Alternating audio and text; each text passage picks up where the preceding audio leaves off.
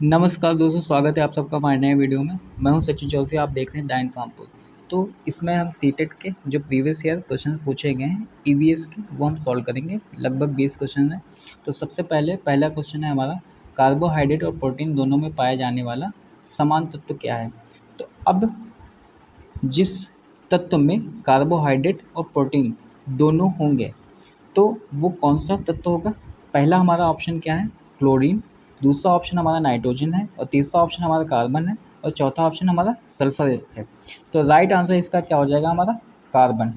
फिर दूसरे क्वेश्चन की तरफ बढ़ते हैं, जो कि दूसरा क्वेश्चन है हमारा, पौधों की एक प्रजाति ए जो बहुत बड़ी संख्या में पैदा होती है लेकिन पूरी दुनिया में भारत के बी हिस्से में पाई जाती है, तो वह किस प्रकार की प्रजाति है। तो पहला ऑप्शन हमारा क्या है कि लुप्त प्राय, दूसरा ऑप्शन हमारा प्रचुर मात्रा में, तीसरा ऑप्शन हमारा विदेशी और चौथा ऑप्शन हमारा स्थानिक। तो इसका जो राइट आंसर है वो क्या हो जाएगा, स्थानिक।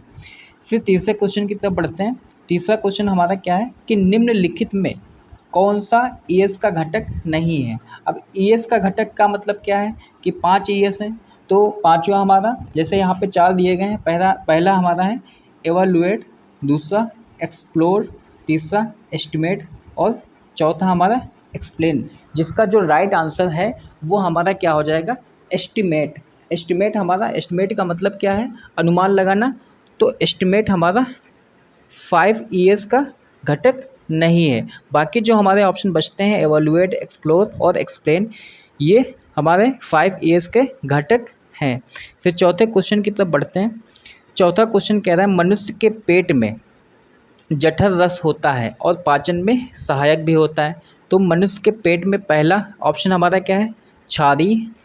दूसरा ऑप्शन हमारा है एम्फोटेरिक। तीसरा ऑप्शन है तटस्थ और चौथा ऑप्शन हमारा क्या है, अम्लीय। तो इसका जो राइट आंसर हो जाएगा वो क्या हो जाएगा, अम्लीय। यानी कि मनुष्य के पेट में जठर रस कैसा होता है, अम्लीय होता है। फिर अब आगे बढ़ते हैं पांचवें क्वेश्चन की तरफ। पांचवा क्वेश्चन हमारा क्या है कि निम्नलिखित में किस जानवर के समूह में उत्कृष्ट दृष्टि और वह मनुष्यों की तुलना में चीज़ों को 4 गुना अधिक देख सकता है। अब यहाँ पे मेन चीज़ क्या है कि वह मनुष्यों की तुलना में चीज़ों को 4 गुना अधिक देख सकता है।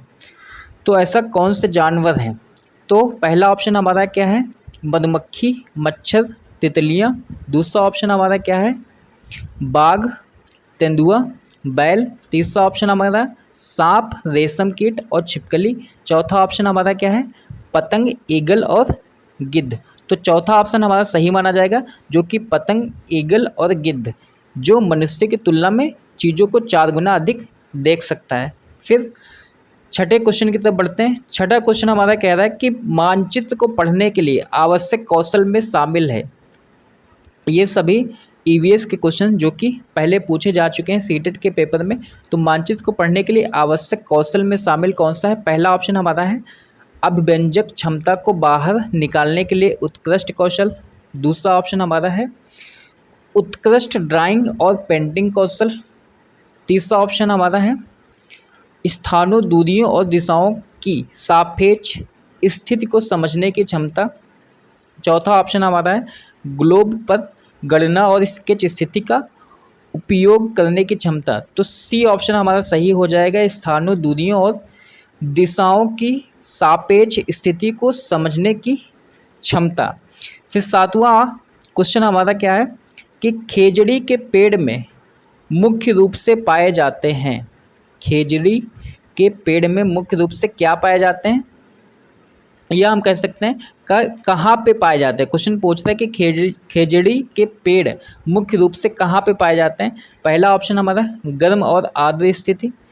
दूसरा ऑप्शन ठंडी और शुष्क स्थिति। तीसरा ऑप्शन मध्य स्थिति। चौथा ऑप्शन गर्म और शुष्क स्थिति। तो इसका राइट आंसर हो जाएगा गर्म और शुष्क स्थिति। खेजड़ी के पेड़ मुख्य रूप से कहाँ पाए जाते हैं, गर्म और शुष्क स्थिति में। फिर अगले क्वेश्चन की तरफ बढ़ते हैं। स्थिर जल के कारण निम्नलिखित में कौन कौन से रोग हो सकते हैं। स्थिर यानी कि रुका हुआ जल। तो स्थिर जल के कारण कौन कौन से रोग हो सकते हैं। तो पहला ऑप्शन हमारा है मलेरिया। दूसरा ऑप्शन हमारा पोलियो, तीसरा ऑप्शन निमोनिया और चौथा ऑप्शन हमारा है एड्स। तो स्थिर जल के कारण हमारा मलेरिया रोग हो जाएगा, ऑप्शन ए सही है। फिर अगले क्वेश्चन की तरफ बढ़ते हैं। हमारे देश में निम्नलिखित में से कौन सा स्थान ठंडा रेगिस्तान है? हमारे देश में ठंडा रेगिस्तान कौन सा है? पहला ऑप्शन हमारा है जैसलमेर, दूसरा ऑप्शन लद्दाख, तीसरा मेघालय और दार्जिलिंग। तो इसका राइट आंसर क्या हो जाएगा? लद्दाख। लद्दाख सबसे ठंडा रेगिस्तान है जो कि भारत देश में है। फिर आता है 10वां क्वेश्चन, निम्नलिखित में कौन सा एक सही जोड़ा बनाता है? तो एक सही जोड़ा क्या बनाता है? सबसे पहले हम ऑप्शन को पढ़ेंगे। तो ऑप्शन हमारा आसाम का बिहू, ऑप्शन बी है उड़ीसा का भारतनाट्यम, जो कि यहाँ पे गलत टाइप हो गया है, भरतनाट्यम हो गया है, और सही इसका होगा भारतनाट्यम। तमिलनाडु का लावड़ी और कर्नाटक का कथक। तो इसका जो राइट आंसर होगा सही जोड़े का वो असम का बिहू। फिर हमारा अगला क्वेश्चन आता है 11वां क्वेश्चन, जो कि 11वां क्वेश्चन, निम्नलिखित में से किस पक्षी की प्रजाति एक झटके से अपनी गर्दन आगे पीछे करती है? तो पहला ऑप्शन हमारा क्या है? मैना, दूसरा ऑप्शन हमारा उल्लू, तीसरा कौवा और चौथा बारबेट। तो इसका जो राइट आंसर हो जाएगा वो क्या हो जाएगा? मैना। अब फिर अगले क्वेश्चन की तरफ बढ़ते हैं। डेजर्ट ओक एक पेड़ है जो पाया जाता है। डेजर्ट ओक एक पेड़ है जो कि पाया जाता है, कहाँ पे पाया जाता है? पहला ऑप्शन पढ़ते हैं संयुक्त अरब अमीरात का रेगिस्तान, जो कि यहाँ पे गलत लिखा है, गलत टाइप हो गया है, अनयुक्त लिख दिया गया है, होगा संयुक्त अरब अमीरात। फिर ऑप्शन बी है हमारा अबू धाब, यानी कि यहाँ पे भी गलत टाइप हो गया है, अबू धाबू होगा।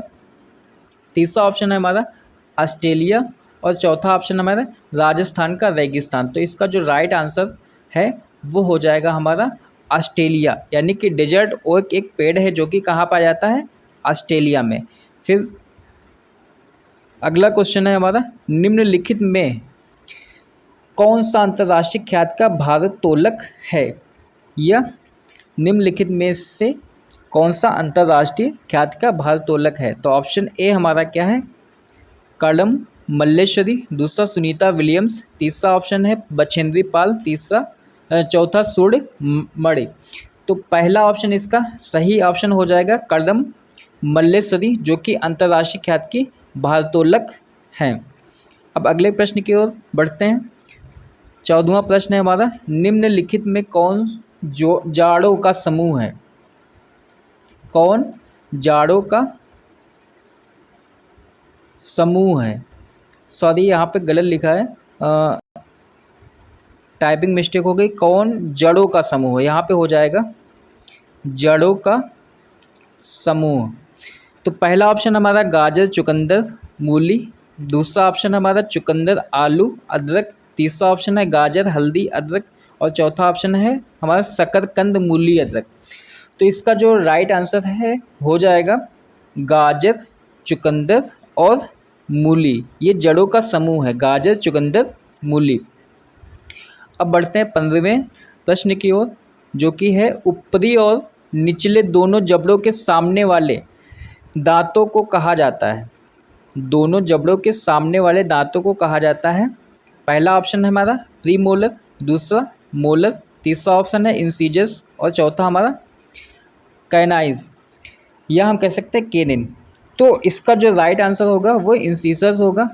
तो निचले और जबड़ों सामने वाले दांतों को इंसीजर्स, यानी कि ऐसे ऐसे दांत पाए जाते हैं, और पहले जो एकदम सामने होते हैं वो केनिन होते हैं।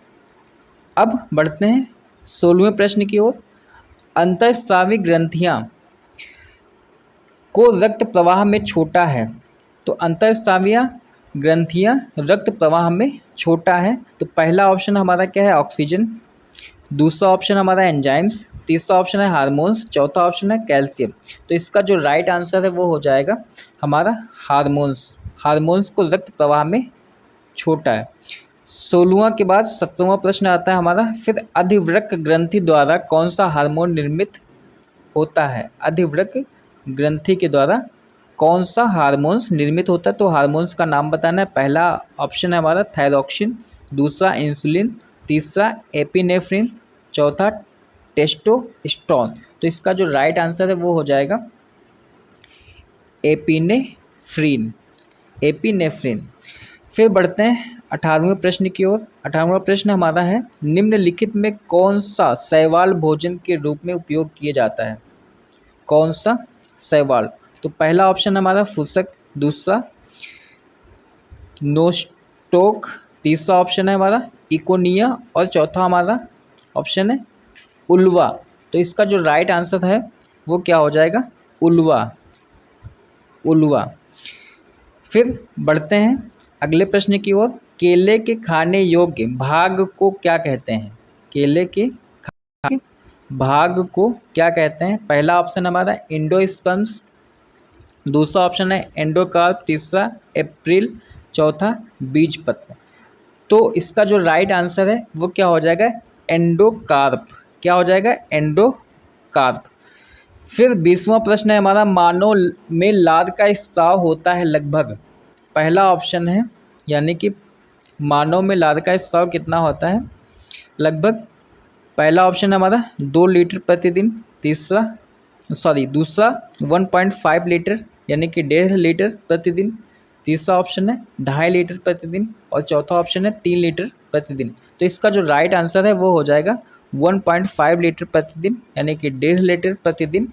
तो अगर हमारा ये वीडियो अच्छा लगे तो हमारे वीडियो को लाइक एंड शेयर ज़रूर कर दें और हमारे चैनल द इन्फॉर्म्स को सब्सक्राइब जरूर कर लें। बिल्कुल, अभी तो मिलते हैं नेक्स्ट वीडियो में, तब तक के लिए जय हिंद।